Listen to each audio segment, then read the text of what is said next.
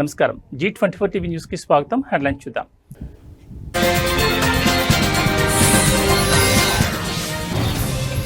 తెలంగాణ సర్కార్ కీలక నిర్ణయం.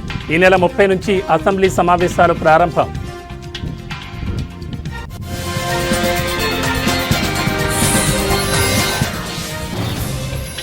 ఏపీ లిక్కర్ స్కామ్ కేసులో కీలక పరిణామం. ఎంపీ మిథున్ రెడ్డిని ఏసీబీ కోర్టులో ప్రవేశపెట్టిన సిట్ అధికారులు.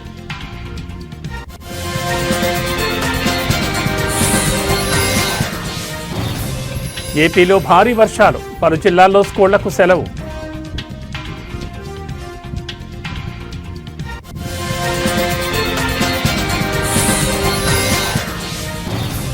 ఖైరతాబాద్లో కొలువుదీరనున్న మహాగణపతి. హైదరాబాద్లో 10 రోజుల పాటు ట్రాఫిక్ ఆంక్షలు.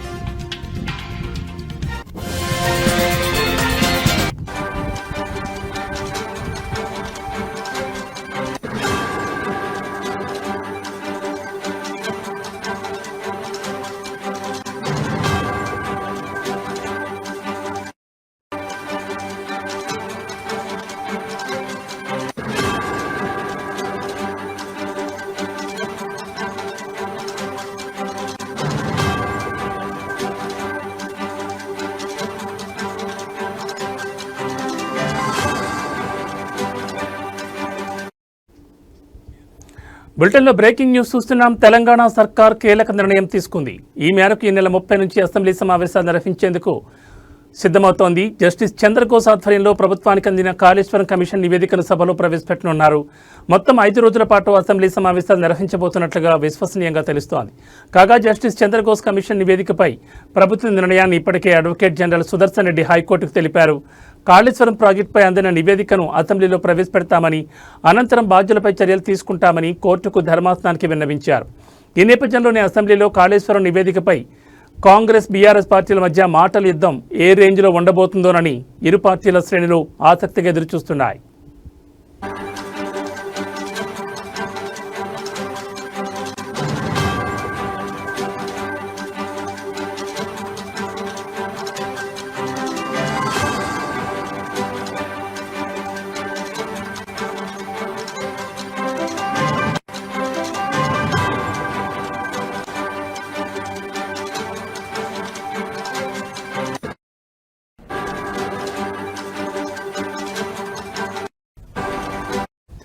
కాగా కాళేశ్వరం లిఫ్ట్ ఇరిగేషన్పై జస్టిస్ చంద్రఘోష్ కమిషన్ ఇచ్చిన నివేదికను కొట్టివేయాలని మాజీ సీఎం కేసీఆర్, మాజీ మంత్రి హరీష్ రావు హైకోర్టులో పిటిషన్ దాఖలు చేసిన విషయం తెలిసిందే. ఈ నేపథ్యంలోనే ధర్మాసనం వారి పిటిషన్లపై విచారణ చేపట్టగా ఇరుపక్షాల వాదనలు ముగిశాయి. విచారణ సందర్భంగా కాళేశ్వరం కమిషన్ రిపోర్టును అసెంబ్లీలో పెట్టి చర్చించాకే బాధ్యులపై చర్యలు తీసుకుంటామని హైకోర్టుకు రాష్ట్ర ప్రభుత్వం తెలిపింది. అదేవిధంగా విచారణ సందర్భంగా ధర్మాసనం కీలక వ్యాఖ్యలు చేసింది. జస్టిస్ పి చంద్రఘోష్ ఇచ్చిన కాళేశ్వరం నివేదికను ఒకవేళ పబ్లిక్ డొమైన్లో పెట్టి ఉంటే వెంటనే తొలగించాలని చెప్పింది. పూర్తి వివరాలతో 3 వారాల్లోగా కౌంటర్ పిటిషన్ దాఖలు చేయాలని ప్రభుత్వానికి ఆదేశాలు జారీ చేసింది. అయితే ఈ కేసులో మధ్యంతర ఉత్తర్వులు అవసరం లేదని, పిటిషనర్లు కోరిన విధంగా స్టే ఇవ్వలేమని కోర్టు స్పష్టం చేసింది. కేసులో తదుపరి విచారణను 5 వారాలకు ధర్మాసనం వాయిదా వేసింది.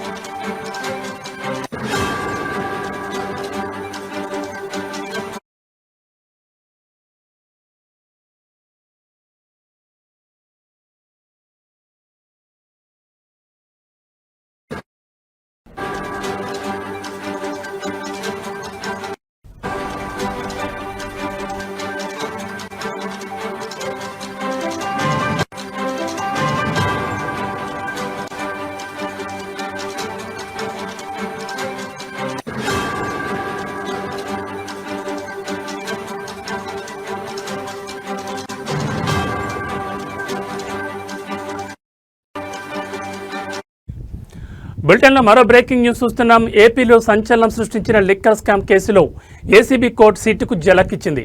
లిక్కర్ స్కామ్ కేసులో సిట్ దాఖలు చేసిన ఛార్జిషీట్ల మీద అభ్యంతరాలు వ్యక్తం చేసింది. 2 ఛార్జిషీట్లలో 21కి పైగా అభ్యంతరాలను న్యాయమూర్తులు తెలిపారు. నిందితులందరికీ ముద్దాయి కాపీలు అందజేశారా అని ప్రశ్నించారు. ఈ కేసుకు అవినీతి నిరోధక చట్టం ఎలా అప్లై అవుతుందో చెప్పాలని అడిగారు. ఈ కేసులో సిట్ ఎంతమందిని సాక్షులుగా విచారించిందో వివరాలు ఇవ్వాలని కోరారు. ఎంతమంది సాక్షుల దగ్గర 164 స్టేట్మెంట్ రికార్డ్ చేశారని ప్రశ్నించింది ఏసీబీ కోర్టు. మధ్యవర్తుల రిపోర్ట్లు, సీజర్ రిపోర్ట్లు సమర్పించాలంది. మరోవైపు ఏపీ లిక్కర్ స్కామ్ కేసులో ఇవాళ 12 మంది నిందితులను ఏసీబీ కోర్టులో హాజరుపరిచారు సిట్ అధికారులు.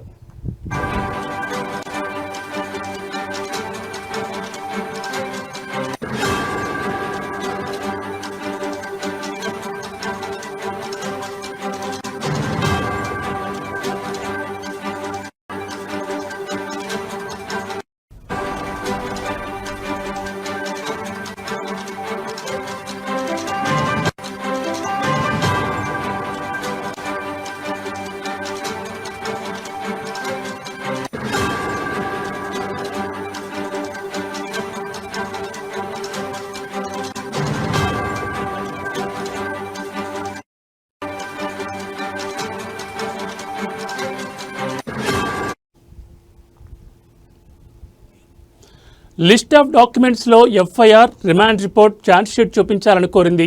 సాక్షులు డాక్యుమెంట్లను తగిన విధంగా సమర్పించాలని, ఛార్జ్షీట్లకు చూపించిన డాక్యుమెంట్లకు CF నంబర్లు చూపించాలని కోర్టు ఆదేశించింది. 2 ఛార్జ్షీట్లలో ప్రిలిమినరీ లేదా ఫైనల్ ఛార్జ్షీట్ అని చెప్పలేదన్నారు న్యాయమూర్తి. FSL రిపోర్టులు ఇంకా ఫైల్ చేయకుండా ఛార్జ్షీట్ ఎలా అర్హత పొందుతుందని ప్రశ్నించారు. లిక్కర్ స్కామ్లో 3,500 కోట్లు ఎలా ట్రాన్స్ఫర్ అయ్యాయో టేబుల్ రూపంలో చూపాలన్నారు. కేసులో 7 నుంచి 15 వరకు ఉన్న నిందితులను ఇంకా ఎందుకు అరెస్ట్ చేయలేదని కూడా ప్రశ్నించారు. స్కామ్లో వారి పాత్రను స్పష్టం చేయాలన్నారు. ప్రతి ముద్దాయికి ఏ సెక్షన్ వర్తిస్తుందో స్పష్టంగా చెప్పాలన్నారు. ఈ కేసులో ఎంతమంది అరెస్ట్ అయ్యారు, ఎన్ని రోజులు జ్యుడిషియల్ కస్టడీలో ఉన్నారనే వివరాలు ఇవ్వాలన్నారు. అభ్యంతరాలపై 3 రోజుల్లోగా కౌంటర్ దాఖలు చేయాలని ఆదేశాలు జారీ చేశారు.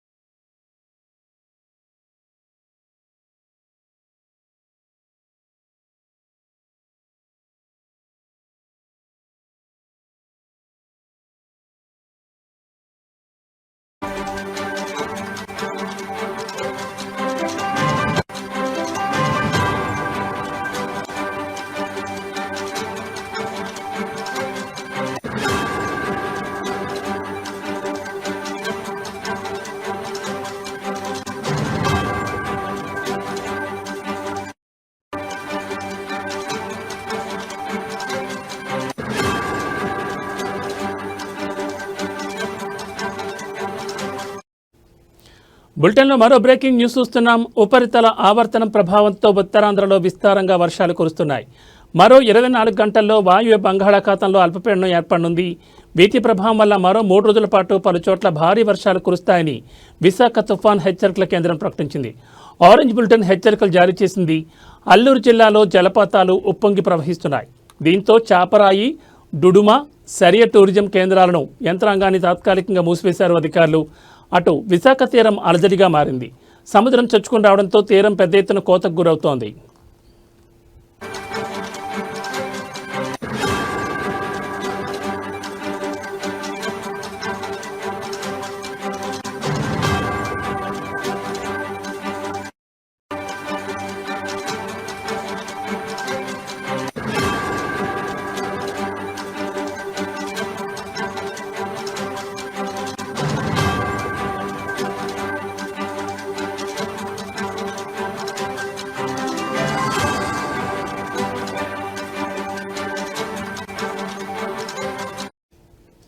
శ్రీకాకుళం పట్టణంతో పాటు జిల్లా వ్యాప్తంగా భారీ వర్షం కురుస్తోంది.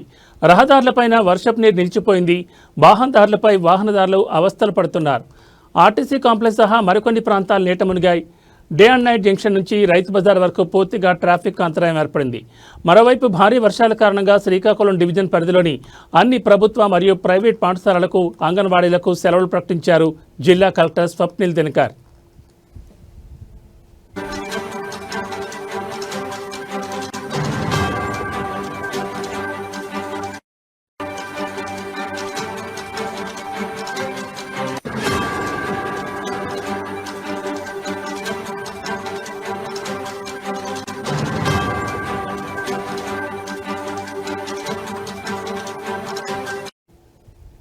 ఇక బంగాళాఖాతంలో అల్పపీడనంతో ప్రభుత్వం అప్రమత్తమైంది. అల్పపీడనం ప్రభావంతో ఉత్తర కోస్తా జిల్లాలో పలుచోట్ల వర్షాలు కురుస్తున్న నేపథ్యంలో హోంమంత్రి అనిత సమీక్షా సమావేశం నిర్వహించారు. అన్ని జిల్లాల్లో కంట్రోల్ రూమ్స్ ఏర్పాటు చేయాలని ఆదేశించారు. లోతట్టు ప్రాంత ప్రజలను ఎప్పటికప్పుడు అప్రమత్తం చేయాలని అధికారులకు సూచించిన ఆమె క్షేత్రస్థాయిలో అధికారులు అందుబాటులో ఉండాలని స్పష్టం చేశారు. సహాయ చర్యలకు ఎన్డీఆర్ఎఫ్, ఎస్డీఆర్ఎఫ్ సిద్ధంగా ఉండాలని సూచించారు. ప్రమాదకర హోర్డింగ్లు, కూలిన చెట్లను వెంటనే తొలగించాలని హోంమంత్రి అనిత ఆదేశించారు.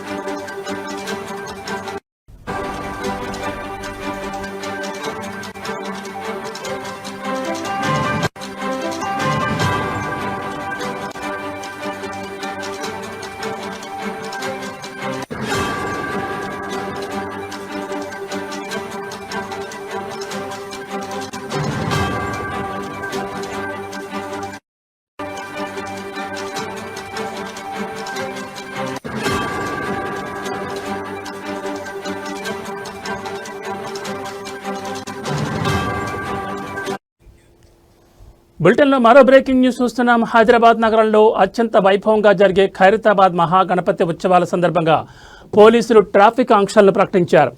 రేపు బడా గణనాథుడు కొలువుదీరనున్న నేపథ్యంలో భారీ సంఖ్యలో తరలివచ్చే భక్తుల రద్దీని దృష్టిలో ఉంచుకుని ఈ చర్యలు చేపట్టారు. రేపటి నుంచి సెప్టెంబర్ 6వ తేదీ వరకు మొత్తం 10 రోజుల పాటు ఈ ఆంక్షలు అమల్లో ఉంటాయని నగర ట్రాఫిక్ విభాగం స్పష్టం చేసింది.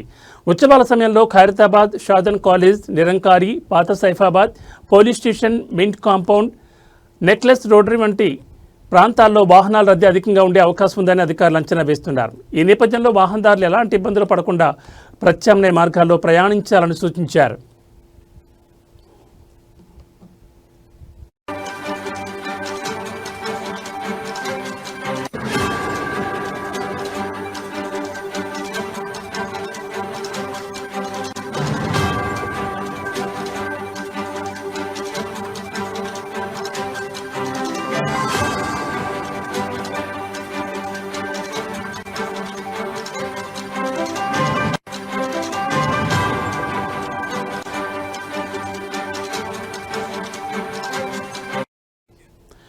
పీవీ విగ్రహం నుంచి మింట్ కాంపౌండ్ వైపు వచ్చే వాహనాలను రాజీవ్ గాంధీ విగ్రహం వద్ద నిరంకారి జంక్షన్కు మళ్లిస్తారు.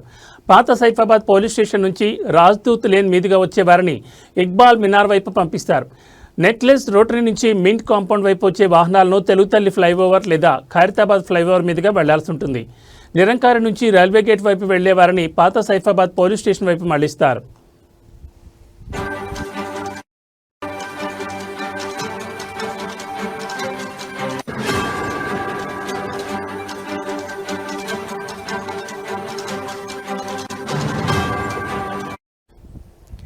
స్వామివారి దర్శనానికి వచ్చే భక్తుల కోసం ప్రత్యేక పార్కింగ్ స్థలాలను ఏర్పాటు చేశారు.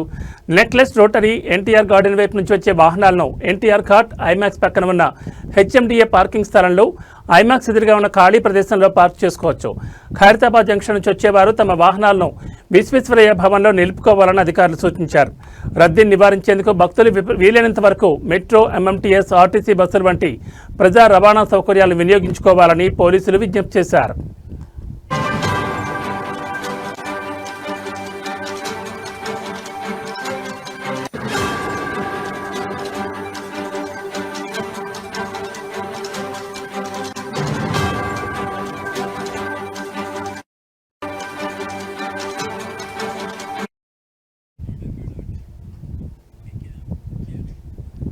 రేపు వినాయక చవితి సందర్భంగా వినాయకుడు వివిధ రూపాల్లో దర్శనమిస్తున్నాడు.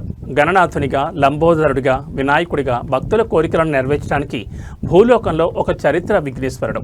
నల్గొండ పట్టణంలో వైఆర్పీ ఫౌండేషన్ ప్రతి సంవత్సరం లాగానే ఈసారి కూడా ప్రజలకు వినాయకులను పంపిణీ చేశారు. ఈ కార్యక్రమంలో ముఖ్య అతిథులుగా యామా దయాకర్, వీరన్న, చంద్రశేఖర్, బండారు ప్రసాద్, శేషగిరి, అనంతాచార్యులు తదితరులు పాల్గొన్నారు.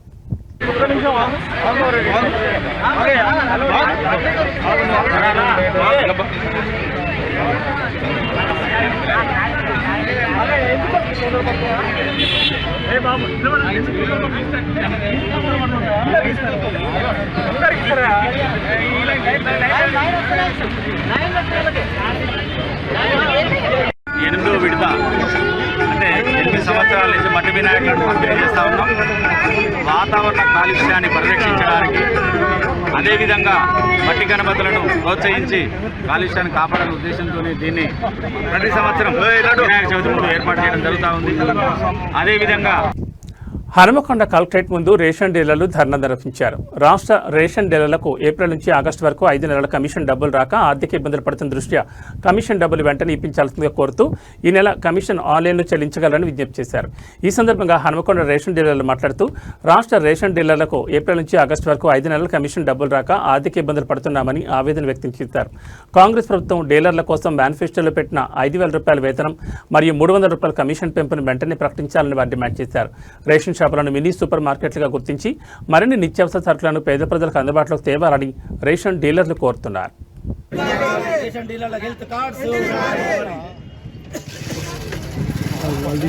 రేషన్ డీలర్లకు గత 5 నెలల నుంచి కమిషన్ ఇస్తలేదు. 5 నెలల కమిషన్ వెంటనే విడుదల చేయాలని ఈరోజు రాష్ట్ర వ్యాప్తంగా అన్ని జిల్లా అధ్యక్ష కార్యదర్శుల ఆధ్వర్యంలో జేసీ గారికి లెటర్ ఇవ్వడం జరిగినది. ఈ 2-3 రోజుల లోపల మాకు కమిషన్ వెంటనే విడుదల చేయకుంటే అతి త్వరలో రాష్ట్ర వ్యాప్తంగా ఆందోళన చేయడానికి కూడా సిద్ధపడుతున్నాం. పల్లె డీలర్లు ముఖ్యంగా చాలా ఆర్థిక ఇబ్బందులు పడుతున్నారు కాబట్టి అయ్యా ముఖ్యమంత్రి గారు, మినిస్టర్ గారు ఈ మెసేజ్ మా లెటర్స్ అందుకోగానే మా అందరికీ రేషన్ డీలర్లందరికీ గౌరవ వేతనం కానీ కమిషన్ కానీ వెంటనే విడుదల చేయాలి. అదే రకంగా 5వ తారీఖు వరకు మాకు గౌరవ వేతనం ప్రకటించకుంటే ఈ కమిషన్ 5వ తారీఖు వరకు వేయకుంటే రాష్ట్ర వ్యాప్తంగా ఒకరోజు బంద్ పిలుపునిస్తున్నాం. శాంతియుతంగా రాష్ట్ర వ్యాప్తంగా 5వ తారీఖు నాడు ఒకరోజు రేషన్ డీలర్స్ దుకాణాలన్నీ బంద్ చేస్తున్నాం. ప్రజలారా ఈ అసౌకర్యాన్ని కూడా మమ్మల్ని మన్నించాలి. ఆ ఒక్కరోజు ఈ లోపు మాకు గౌరవ వేతనం కానీ కమిషన్ కానీ వేస్తే ఆ బంద్ కూడా మేము చెయ్యం. శాంతియుతంగానే చేస్తున్నాం. కొంతమంది దుష్టులు దుర్మార్గులు ప్రభుత్వానికి వ్యతిరేకంగా పోతున్నారని వాట్సాప్లో చేస్తున్నారు. మేము ఎక్కడ ప్రభుత్వానికి వ్యతిరేకంగా పోతలేము. మా ముఖ్యమైన డిమాండ్స్ గౌరవ వేతనం వెంటనే ప్రకటించాలి, 5 నెలల కమిషన్ వెంటనే వేయాలి, రేషన్ డీలర్లకు విడుతు కార్డు ఇవ్వాలి. ముఖ్యంగా వర్షాకాలంలో మెదక్ జిల్లా శివంపేట మండలంలోని రత్నాపూర్ గ్రామంలో అంగన్వాడీ కేంద్రంలో బిందెలో చనిపోయిన ఎలుక ఉన్న నీళ్లు తాగడంతో విద్యార్థులు అస్వస్థత గురికావడంతో నర్సాపూర్ ప్రభుత్వ ఆసుపత్రిలో విద్యార్థులు చికిత్స పొందుతున్నారు.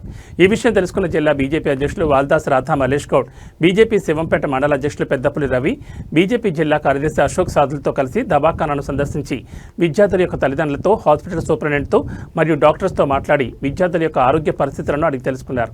అలాగే హాస్పిటల్లో ఉన్న సమస్యలను కూడా సూపరింటెండెంట్కి చెప్పారు.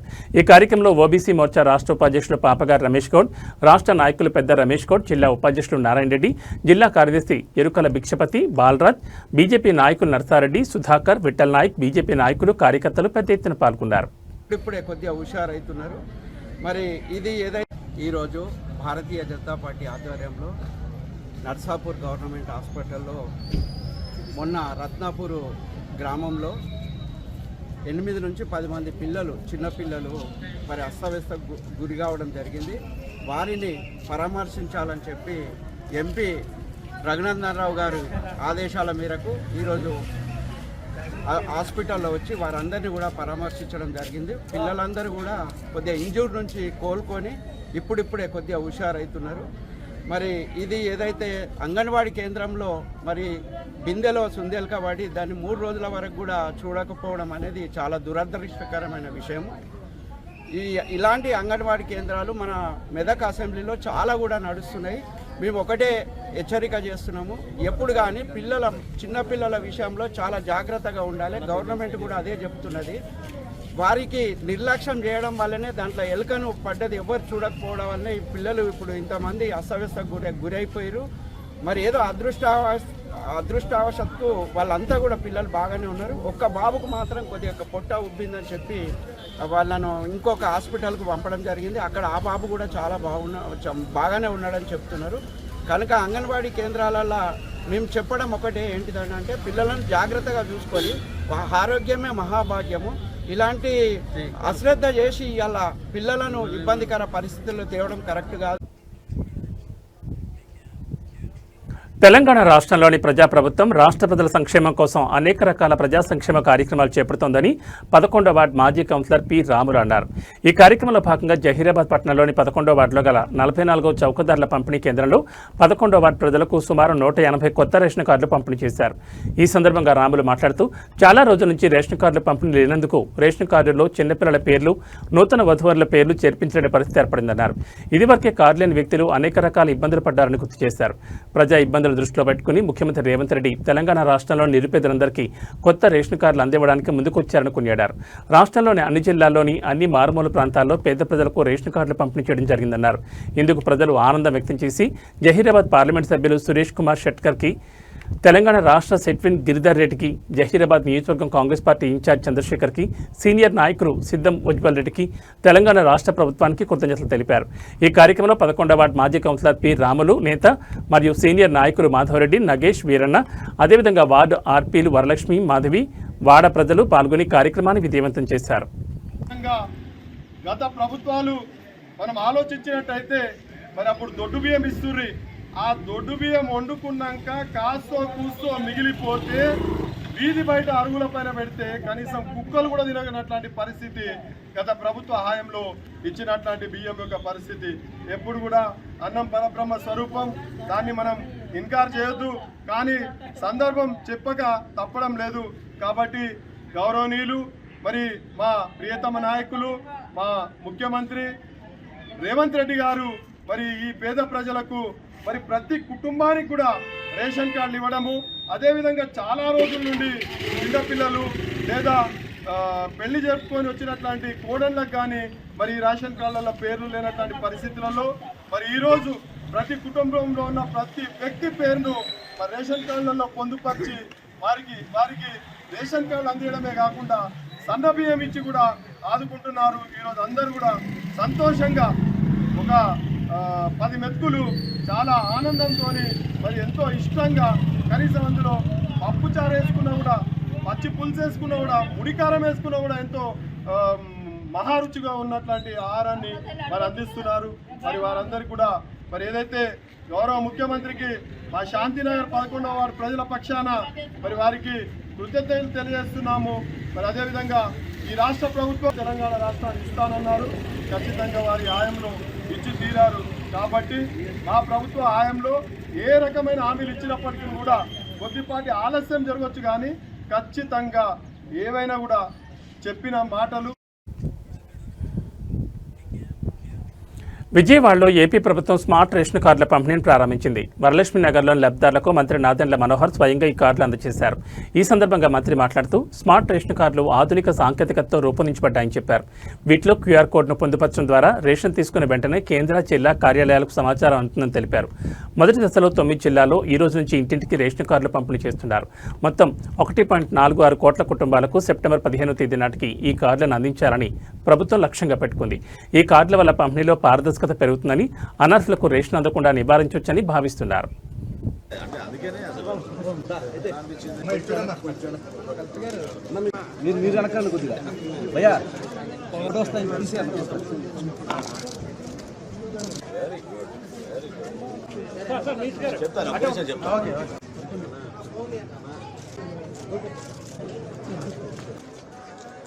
కెమెరా చూసుకోండి. Sorry okay.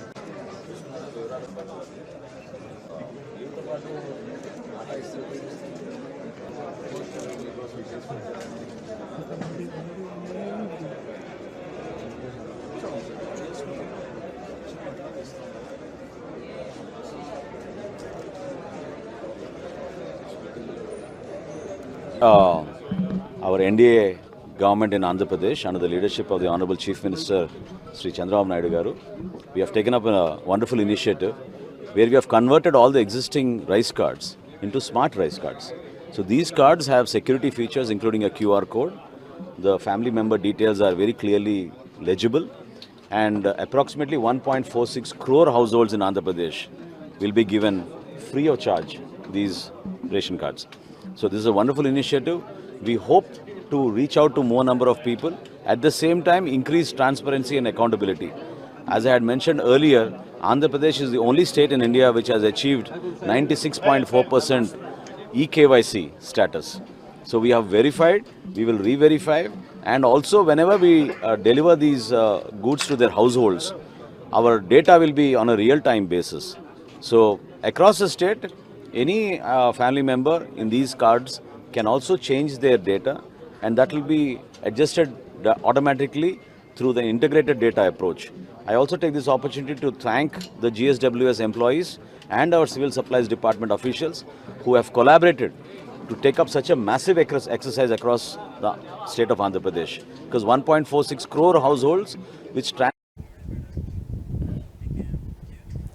విజయవాడ పశ్చిమ నియోజకవర్గం భవానీపురం శ్రీ లక్ష్మీరామ కోఆపరేటివ్ సొసైటీ బాధితులకు జనసేన పార్టీ అండగా నిలబడుతుందని కృష్ణా పెన్నా రీజనల్ మహిళా కోఆర్డినేటర్ విజయలక్ష్మి అన్నారు. 42 ఫ్లాట్ల బోనస్ ఈ సమస్య గురించి జనసేన పార్టీ ఆఫీసులో జనవాణి కార్యక్రమం దృష్టికి తీసుకొచ్చారు. బాధితులైన ఫ్లాట్స్ బోనస్ దగ్గరకు వెళ్లి విజయలక్ష్మి వారికి మద్దతు ఇచ్చారు. న్యాయపరంగా బాధితుల పక్షాన జనసేన పార్టీ ఎప్పుడూ అండగా ఉంటుందని వారికి భరోసా ఇచ్చారు. గత కొన్ని సంవత్సరాలుగా కోర్టు పరిధిలో ఉన్న ఈ సమస్యను ఇప్పుడు కొత్తగా పుట్టుకొచ్చిన ప్రతిపక్షంలో ఉన్న వైఎస్ఆర్సీపీ నాయకుడు ఈ సమస్యను జనసేన పార్టీ మీద మరియు నాయకుల మీద రుద్దుతూ అసత్య ప్రచారాలను చేస్తూ పబ్బం గడుపుతున్నారని ఆమె ఆరోపించారు. జనసేన పార్టీని విమర్శించే ముందు నువ్వు ఒకటి తెలుసుకోవాలని, నీకు రాజకీయ భిక్ష పెట్టింది జనసేన పార్టీ అధినేత పవన్ కళ్యాణ్. ఇలాంటి అసత్య ప్రచారాలను చేస్తుంటే పశ్చిమ నియోజకవర్గంలో నీకు తగిన బుద్ధి చెప్తామని, న్యాయపరంగా నీ మీద చర్యలు తీసుకోవడానికి సిద్ధంగా ఉన్నామని జనసేన పార్టీ నాయకులు, వీర మహిళలు, కార్యకర్తలు హెచ్చరించారు. ఈ కార్యక్రమంలో జనసేన నాయకులు ఆకుల రవిశంకర్, వేవిన నాగరాజు, ప్రదీప్ రాజు, బొల్లేపల్లి కోటి, లింగం, శివప్రసాద్ తదితరులు పాల్గొన్నారు. కోర్టులో ఉన్న సమస్యని కోర్టు ద్వారాగానే పరిష్కరించుకోవాలి కాబట్టి అదే దిశగా లాయర్ల ద్వారాగా, లీగల్ సెల్ వారి ద్వారా కొన్ని సూచనలు చేసి జనసేన పార్టీ పెద్దలు కొంతమంది వాళ్ళకి అండగా నిలబడడం జరిగింది.